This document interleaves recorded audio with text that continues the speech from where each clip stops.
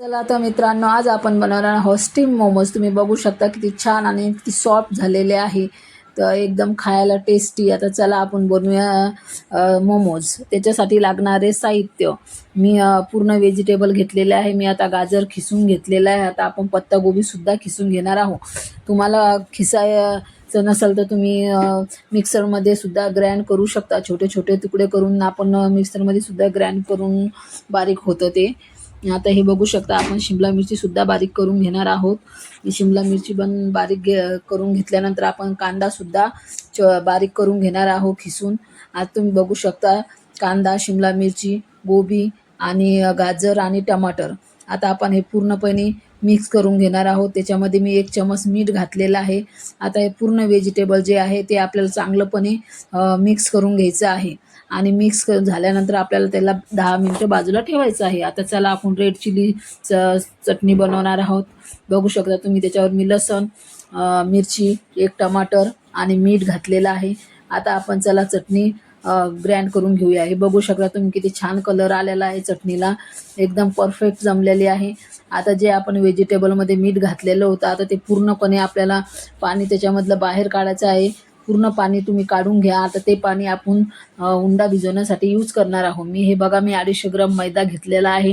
आता त्याच्यामध्ये आपण ते पाणी जे आहे ते पूर्ण गाळून आपण त्याच्या उंडा तो भिजून घेणार आहोत, कारण त्याच्यामध्ये नमक आपण घातलेलं आहे पहिलेच, तर त्याच्यामुळे नमक घालायची गरज नाही आहे। उंडा तुम्ही छान मळून घेऊ शकता आणि मस्तपैकी त्याला झाकून ठेवायचं आहे।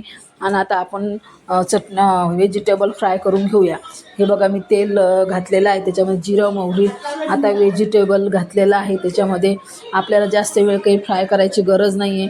त्याच्यामध्ये रेड चिली सॉस, चटणी आणि नमक आणि थोडंसं टमाटर सॉससुद्धा मी घातलेला आहे। तुम्ही ऑप्शनल आहे, तुम्ही काही सुद्धा ॲड करू शकता त्याच्यामध्ये। हे बघा, आता आपण थंड करण्यासाठी ठेवलेलं आहे। बिलकुल त्याच्यामध्ये पाणी राहिलं नाही पाहिजे, बिलकुल कोरडं झालेलं पाहिजे मिश्रण, तेव्हाच मोमोज छान जमतात। आता हे बघा, आपण त्याच्यामध्ये हे घालणार आहोत, चीज घालणार आहोत। तुम्ही बघू शकता, चीज त्याच्यामध्ये मिक्स करून घ्यायचं आहे खिसून, कारण जेव्हा आपण मोमोज बनवतो जेव्हा आपण खातो तेव्हा ते खूप छान फ्लेवर येते। तुम्ही बघू शकता, आता मी छोटे छोटे ते पापडी लाटून घेतलेली आहे। आता आपण मोमोज बनवून घेऊया। हे बघा, तुम्हाला जमल तसं बनवू शकता। तुम्हाला आकार जमत नसेल तुम्ही गोलसुद्धा मोदकसारखे बनवू शकता। मला आकार जमते, बघू शकता तुम्ही कसा जमला, आणि जमला असेल तर नक्की कमेंटमध्ये सांगा। आणि लाईक करा, शेअर करा आणि सबस्क्राईब करायला विसरू नका। हे बघू शकता तुम्ही, आपलाच मोमोज छानपैकी डिझाईन तयार झालेली आहे। आता आपण चला मोमोज स्टीम करून घेऊया। हे बघा, मी पुरणाची चाळणी घेतलेली आहे, खाली पाणी ठेवलेलं आहे, त्याच्या खाली स्टँड ठेवलेला आहे। आता पूर्णपणे आपण मोमोज त्याच्यामध्ये ठेवून देऊया।